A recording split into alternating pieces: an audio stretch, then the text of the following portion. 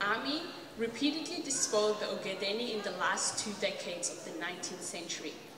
Ethiopian occupation of Ogaden took place with the help of European colonization, particularly Great Britain. Great Britain had signed a number of treaties with Ethiopia how to transfer Ogaden to Ethiopia without the consent and even knowledge of Ogadeni people. Some of the treaties are as followed. On May 14, 1897, Anglo-Ethiopian agreement was signed by Reynold Rod as special envoy of Queen Victoria of Britain. Ethiopia to cede part of Ogaden territory to Abyssinia. This agreement was published in January 1955 when the last part of Ogaden was handed over to Ethiopia. It was a covert conspiracy agreement intended to hide from the Somali Ogaden people. Besides safeguarding the meat supply of Aden, British interest in Horn of Africa also included safeguarding Sudan Protectorate. In addition, Britain wanted to get support of Ethiopia against other European rivalry, such as France and Italy. Hence, Ogaden region was ceded to Ethiopia to secure its friendship and cooperation, and in turn, Ethiopia agreed and promised to support Britain and to look after its interests in the region. In 1935, Italy under Mussolini invaded Ethiopia and took over Ogaden and Ethiopia. It was the beginning of World War II, and Britain came for the help of Ethiopia.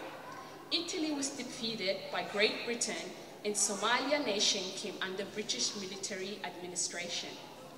However, that did not last. Britain began piecemeal transfer of Ogaden to Ethiopia without the consent of Ogadenis. One part was handed over in 1948, and the last part, the reserve area, was handed over in 1955. That fateful event was the first time Ethiopia occupied all of Ogaden permanently. The people of Ogaden were never consulted as foreign countries signed agreements ceding their land. In 1960, 2 of the 5 Somali colonies became independent to form Somali Republic.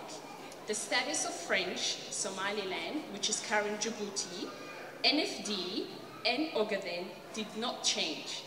Djibouti became independent 17 years later in 1977, and NFD is still part of Kenya, and Ogaden is still under the Ethiopian occupation. Ogadeni people struggle was part of Somali struggle under the slogan of Great Somalia, a unification of Somali people.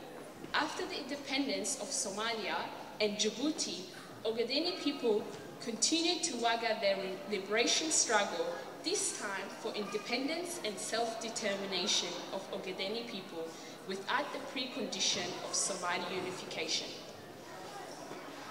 As a result, a number of organizations was established, such as Western Somali Liberation Front in 1976.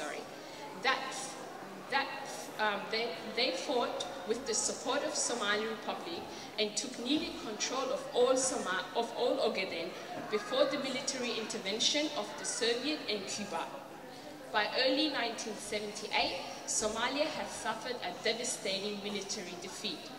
In this war, which is known as Ogaden War, at the end of the war, Ethiopia started a new wave of mass arrest and ethnic cleansing. 2.5 Ogadenis were displaced and fled to neighboring country, mainly to Somalia. There were about 40 refugee camps in Somalia alone. There were equal number of internal displacement and strafing the livestock and killing as much cattle and camels, which were the livelihood of Ogadeni people. The human rights abuses in Ogaden is still continuing. Human rights violation in Ogaden is unprecedented. It is like Darfur or even worse. Rape and juridical killing and looting of the people's property with impunity is the lot of Ogadeni people. The region is facing 3 years of blockade. People are dying from starvation and malnutrition. Ethiopia regime has committed crimes against humanity in Ogaden, and the international community kept silent. They closed the region of relief organizations and international media. There is forced relocation and burning down of villages and settlements. There is collective punishment. For instance, the relatives of descendants and oppositions are punished without question. Ethiopia has imposed a total commercial embargo. They have completely blocked off all trade into and out of Ogaden, especially the vital commercial links with Somalia. They have confiscated all goods, trucks and livestock, which is the main asset amongst a largely pastoralist population. They have also imposed restrictions on access and poisoning water, food and other essential commodities. They are recruiting man-made famine, and relief agencies are not allowed to go to Ogaden. This amounts to genocide. You can depict the film Silent Cry, which shows us a glimpse of what is happening in Ogaden. Human Rights Watch has documented many cases of rape of female detainees by government soldiers. A number of females are being held in Ethiopia are held in Ethiopia military barracks as comfort women. In other words, as sex slaves against their will. There are many cases where they would tie up Ogaden women and make them men or fathers watch while they are being raped. They torture, and there are cases where they cut off their breasts or put items into their genitals, burning their genitals, and many more unbelievable human rights abuses. Ogaden is completely cut off from the rest of the world, and the gross human rights violations that are taking place are hidden, and the world is turning a blind eye. I cannot demonstrate all the human rights abuses in Ogaden, but these are a few pictures of crimes committed by Ethiopian troops in Ogaden. There are burned villages,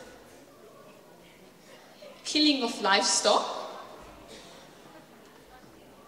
even the animals are starving. If you can see the ribs, burning children in their homes or burning them by themselves. And that's about it. I would like to conclude with some quotation from the UN definition of genocide and torture. The United Nations General Assembly has adopted Resolution 260 on 9th December 1948. Article 1 of this resolution says, in the present convention, genocide means any of the following acts are committed with intent to destroy, or in whole or in part, a national, ethnic, racial or religious group as such. A, killing members of a group. B, causing serious bodily harm or mental harm to the members of the group. C, deliberately inflicting on the group's condition of life, calculated to bring about its physical destruction in the whole or part. D, imposing measurements intended to prevent births with the group, forcefully transferring children of the group to another group. And Article 3 says the following acts shall be punishable. A, genocide. B, conspiracy to commit genocide. C, direct and public incitement to commit genocide, attempt to commit genocide, complicity in genocide. According to this definition of this resolution, what is happening in Ogaden is in fact genocide, and implementing this resolution will be enough to charge the head of Ethiopian regime as war criminals that violated this resolution and principle of the UN. Thank you.